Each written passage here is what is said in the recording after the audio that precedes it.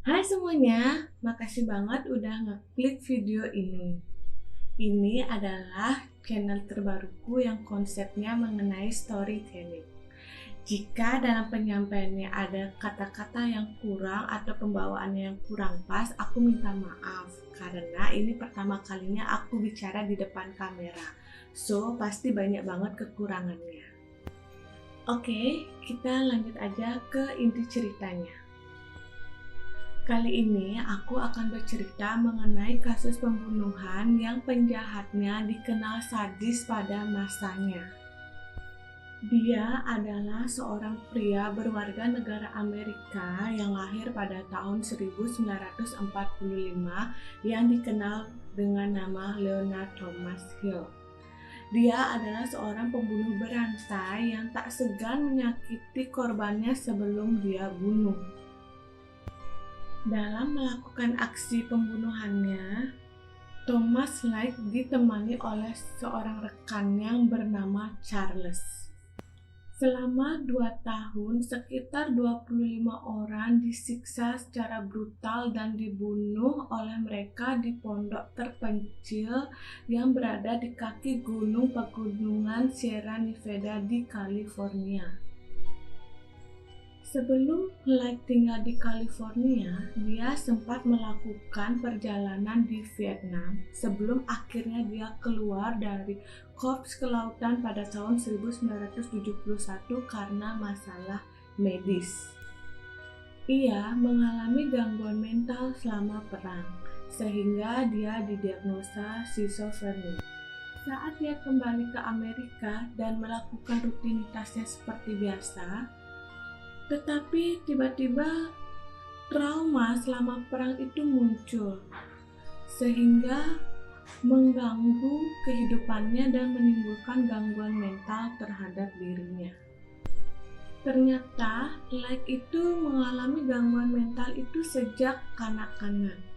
Dia sering mengambil foto saudara perempuan dan sepupu perempuannya yang sedang telanjang, dan dia juga sering melakukan mutilasi terhadap hewan-hewan yang dibunuhnya.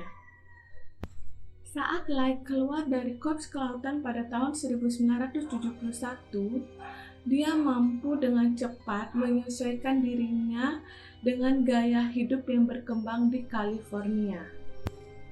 Saat dia tinggal di California, Light bekerja di sebuah toko dan akhirnya dia menikah dengan seorang gadis yang dia temui di San Jose pada tahun 1975. Namun sangat disayangkan, setahun kemudian Light pun bercerai dengan istrinya. Walaupun tampak luar, Light itu terlihat normal, layaknya seperti orang biasanya, dan dia menikah kembali. Namun dalam jiwanya itu masih terdapat hasrat yang sangat tinggi, yaitu hasrat untuk menyiksa dan membunuh. Karena hasrat yang sangat tinggi untuk menyakiti dan membunuh korbannya, Light pun berpikir untuk membangun bunker di dalam hutan. Dan pada suatu hari, Light mengundang adik laki-lakinya bernama Donald dan teman laki-lakinya untuk datang ke dalam kabin yang berada di tengah hutan. Namun siapa sangka, di dalam kabin tersebut Light membunuh keduanya, yaitu dia membunuh adik laki-lakinya dan temannya tersebut. Ketika Light memasang iklan untuk menarik para korbannya untuk datang kepada dirinya, tetapi di saat yang bersamaan dia malah bertemu dengan seseorang yang mirip dengan dirinya, yang mempunyai hasrat menyiksa dan membunuh yang sangat-sangat mengerikan. Charles merupakan seorang pria yang usianya lebih muda dari Light, namun dia sangat-sangat mirip dengan Light. Dia memiliki kemiripan dengan Light, seperti hasrat yang sangat tinggi dalam menyiksa dan membunuh korbannya, sehingga Light merasa ada kecocokan dia dan Charles.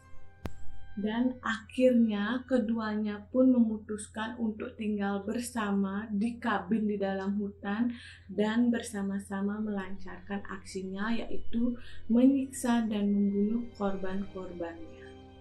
Dan pada tahun 1983 hingga 1985, mereka pun melancarkan aksinya dengan menculik, memperkosa, menyiksa, dan membunuh sekitar 8 hingga 25 orang di dalam bunker yang mereka bangun di tengah hutan.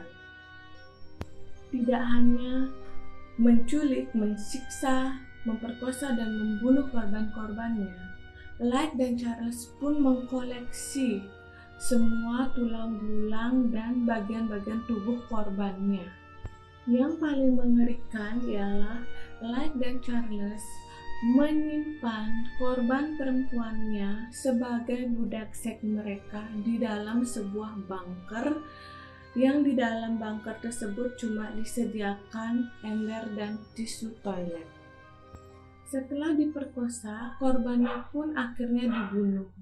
Setelah dibunuh, mereka pun memotong-motong bagian tubuh korbannya menjadi bagian-bagian yang sangat kecil, lalu dilarutkan ke dalam larutan asam.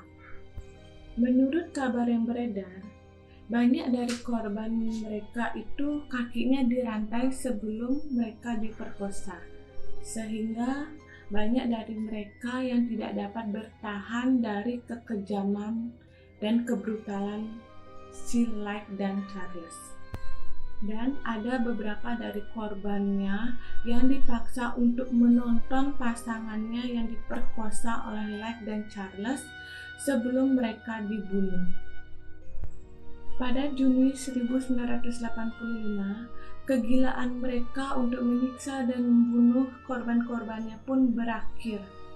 Itu disebabkan karena Charles ditemukan sedang mencuri sebuah alat di toko hardware. Light yang mendengar bahwa Charles akan ditangkap oleh polisi karena dia dituduh telah mencuri sebuah alat di toko hardware, akhirnya Light pun berusaha membayar barang yang telah dicuri oleh Charles. Namun polisi merasa curiga terhadap mereka, sehingga polisi pun menanyakan beberapa pertanyaan terhadap mereka. Polisi pun tidak percaya dengan semua cerita yang diceritakan oleh Light. Akhirnya polisi pun menggeledah mobil yang dibawa oleh Light. Di sana polisi menemukan sebuah senjata api. Akhirnya Light dan Charles pun ditangkap oleh polisi. Namun saat yang bersamaan Charles pun dapat melarikan diri dari kejaran polisi. Siapa sangka ternyata Light selalu membawa beberapa pil cyanida kemanapun dia pergi, karena dia selalu berpikir situasi terburuk akan terjadi pada dirinya kapanpun dan dimanapun. Saat Light berada di dalam tahanan, dia pun mengambil beberapa pil yang berada di lipatan pakaiannya, dan dia pun segera mengunyah dan menelan pil itu, sehingga dia pun meninggal sebelum dia diadili dan dipenjarakan terhadap kasusnya. Dan berselang sebulan kemudian, polisi pun menangkap Charles, dan pada tahun 1999 Charles pun dituntut dengan 11 tuduhan pembunuhan. Walaupun Charles sudah dijatuhi hukuman mati, namun dia masih berada di dalam penjara. Karena di California sudah tidak melakukan eksekusi mati terhadap narapidana sejak tahun 2006. Oke, itulah cerita mengenai Leonard Thomas Light dan Charles yang merupakan pembunuh berantai yang sadis pada masanya. Oke, makasih ya teman-teman udah mendengarkan dan menonton ceritaku ini. Dan aku berharap sih kalian gak pernah akan bosan untuk nonton videoku yang selanjutnya. Oke, makasih, bye!